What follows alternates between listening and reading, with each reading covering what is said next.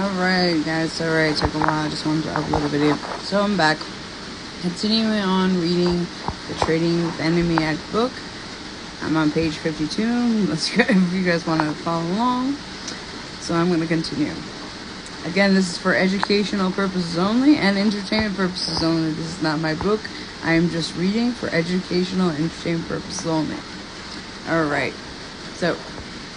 provided that no such rule or regulation shall require that notice or presentation or demand shall be served or made in any case in which by law or by the terms of said instrument or contract no notice, presentation, or demand was prior to the passage of this act required, and that in case where by law or by the terms of such instrument or contract notice is required, no longer period of notice shall be required. Provided further that if on any such disposition of property a surplus shall remain after the satisfaction of the mortgage, pledge, lien, or other right in the nature of security, notice of that fact shall be given to the president pursuant to such rules and regulations as he may prescribe, and such surplus shall be held subject to his further order. B. That any contract entered into prior to the beginning of the war between any citizen of the United States or any corporation organized within the United States and an enemy or ally of an enemy, the terms of which provide for the delivery during or after any war in which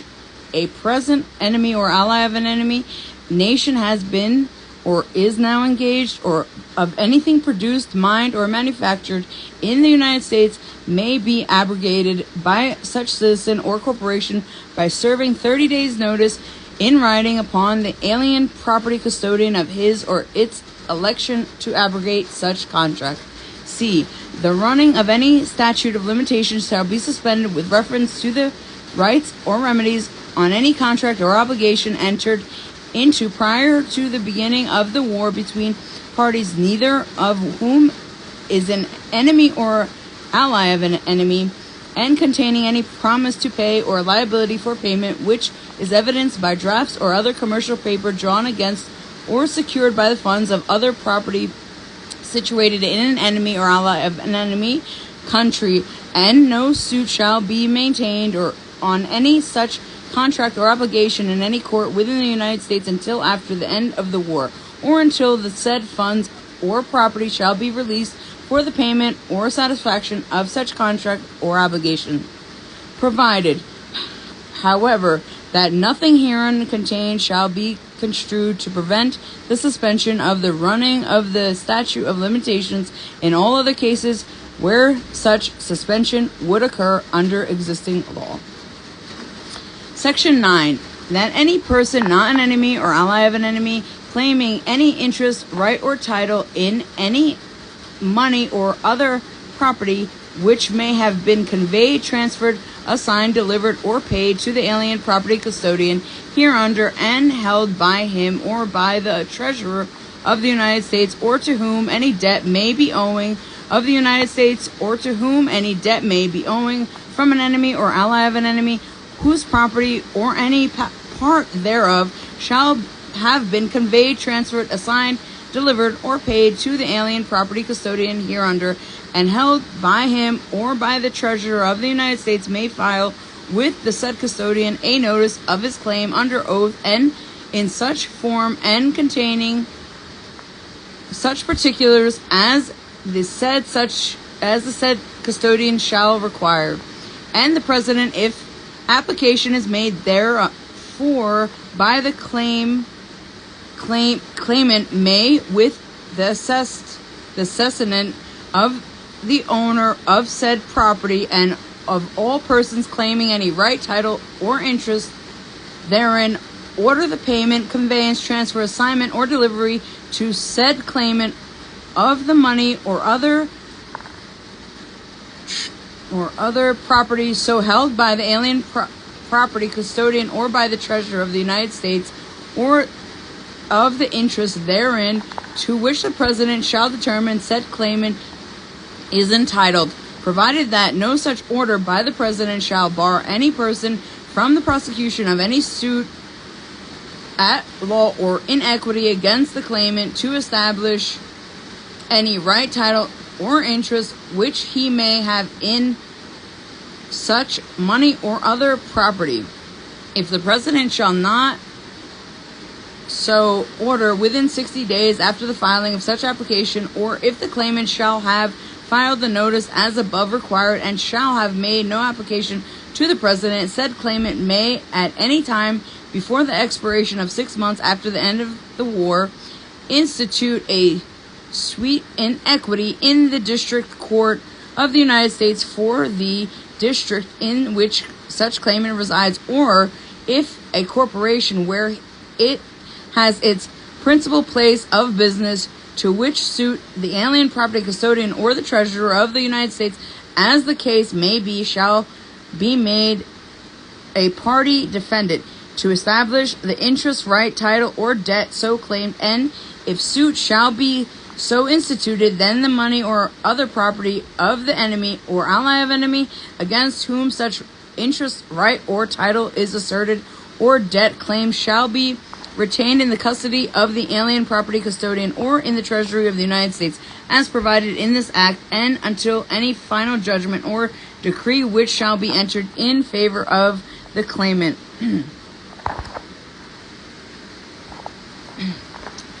shall be fully satisfied by payment or conveyance, transfer,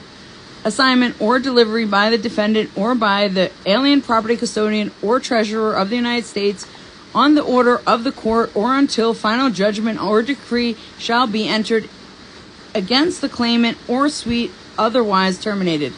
except as herein provided, the money or other property conveyed, transferred, assigned, delivered, or paid to the alien property custodian shall not be liable to lien, attachment, garnishment, trustee process, or execution, or subject to any order or decree of any court. This section shall not apply, however, to the money paid to the alien property custodian under Section 10 hereof. Section 10, that nothing contained in this act shall be held to make unlawful any of the following acts. A. An enemy or ally of enemy may file and prosecute in the United States an application for letters, patent, or for registration of trademark, print, label, or copyright, and may pay any fees therefor in accordance with and as required by the provisions of existing law, and fees for attorneys or agents for filing and prosecuting such applications. Any such enemy or ally of enemy who is unable during war or within 6 months thereafter, on account or of conditions arising out of war, to file any such application or to pay any official fee or to take any action required by law within the period prescribed by law, may be granted an extension of 9 months beyond the expiration of said period, provided the nation of which the said applicant is a citizen, subject, or corporation shall extend substantially similar privileges to citizens and corporations of the United States. B. Any citizen of the United States or any corporation organized within the United States may, when duly authorized by the President, pay to an enemy or ally of an enemy any tax, annuity, or fee which may be required by the laws of such enemy or ally of enemy nation in relation to patents and trademarks, prints, labels, and copyrights, and any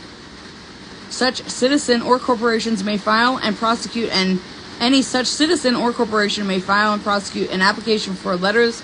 patent, or for for registration of trademark, print, label, or copyright in the country of an enemy or of an ally of enemy, after first submitting such application to the President and receiving license so to file and prosecute, and to pay the fees required by law and customary agents' fees, the maximum amount of which in each case shall be subject to the control of the President. C. Any citizen of the United States or any corporation organized with the United States desiring to manufacture or cause to be manufactured a machine, manufacture, composition of matter or design, or to carry on or cause to be carried on a process under any patent, or to use any trademark, print, label, or copyrighted matter owned or controlled by an enemy or ally of enemy at any time during the existence of a state of war, may apply to the president for a license, and the president is hereby authorized to grant such a license, non-exclusive or exclusive, as he shall deem best, provided he shall be of the opinion that such grant is for the public welfare, and that the applicant is able and intends in good faith to manufacture or cause to be manufactured the machine, manufacture, composition of matter or design, or to carry on or cause to be carried on the process, or to use the trademark, print, label, or copyrighted matter. The president may prescribe the conditions of this license, including the fixing of prices of articles and products necessary to the health of the military and naval forces of the United States, or the successful prosecution of the war, and the rules and regulations under which such license may be granted, and fee which shall be charged therefor, not exceeding $100 and not exceeding 1 per centum of the fund deposited as hereinafter provided. Such license shall be a complete defense to any suit at law or in equity instituted by the enemy or ally of enemy, owners of the letters, patent, trademark, print, label, or copyright, or otherwise, against the licensee for the infringement or other damages, royalty, or other money award on account of anything done by the licensee under such license, except as provided in subsection F hereof. D. The licensee shall file with the president a full statement of the extent of the use and enjoyment of the license, and of the prices received in such form and at such stated periods, at least annually, as the president may prescribe, and the licensee shall pay at such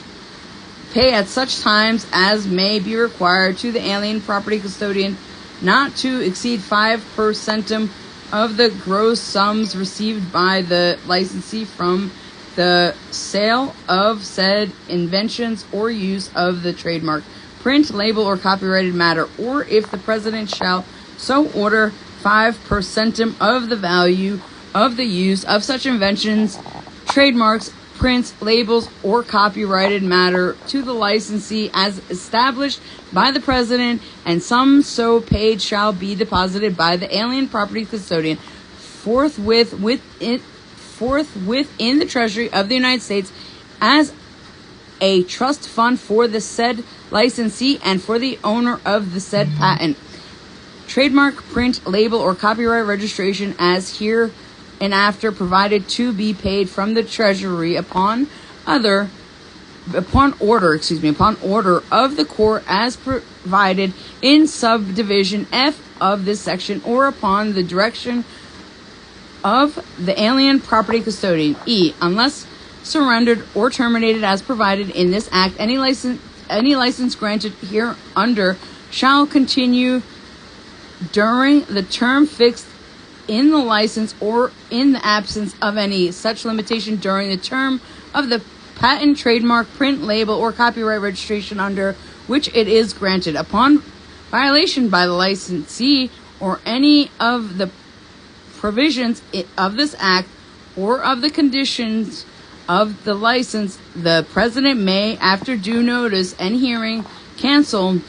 any license granted by him. F. The owner of any patent, trademark, print, label, or copyright under which a license is granted hereunder may, after the end of the war and until the expiration of 1 year thereafter, file a bill in equity against the licensee in the District Court of the United States for the district in which the said licensee reside, or if a corporation in which it has its principal place of business, to which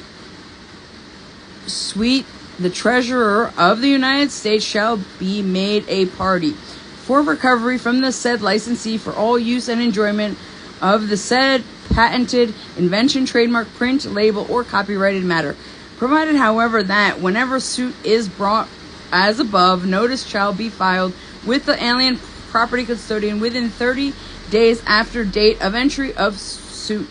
Provided further that the licensee may make any and all defenses which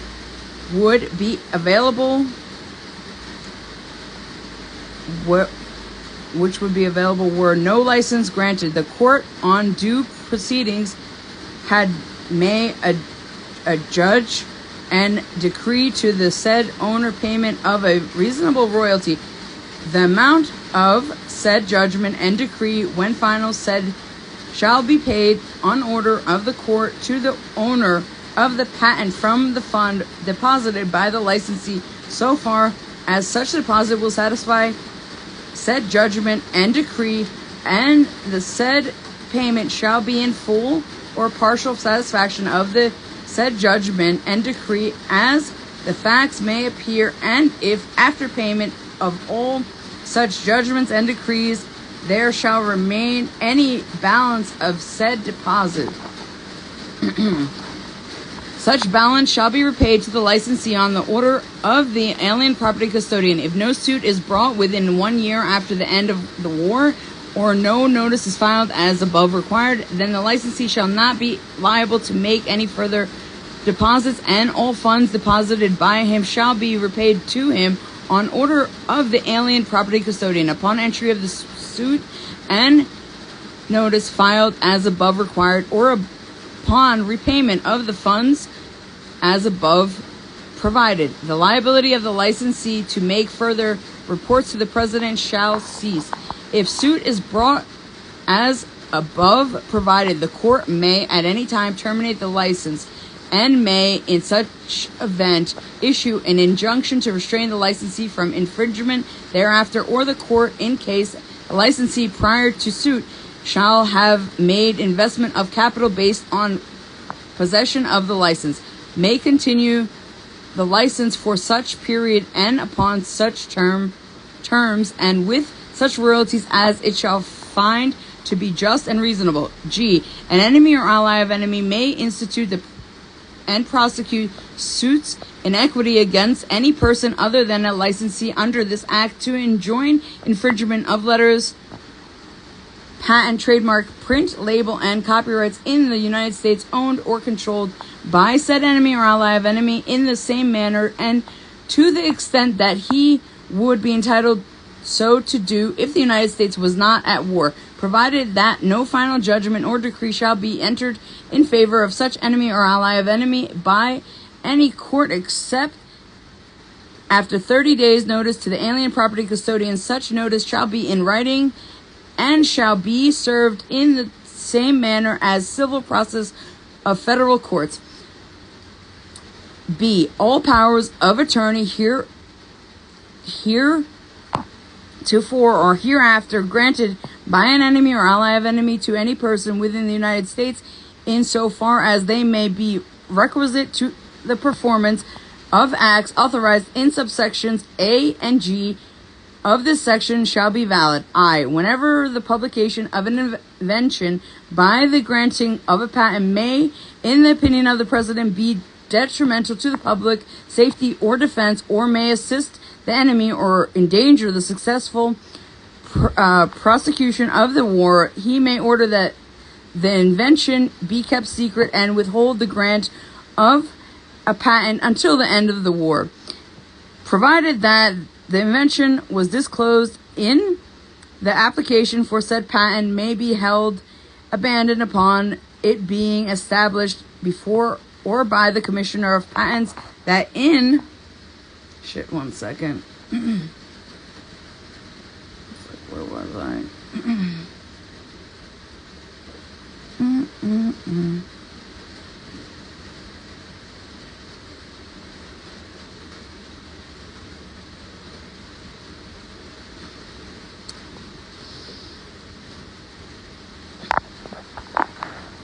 Fuck, I just lost my spot.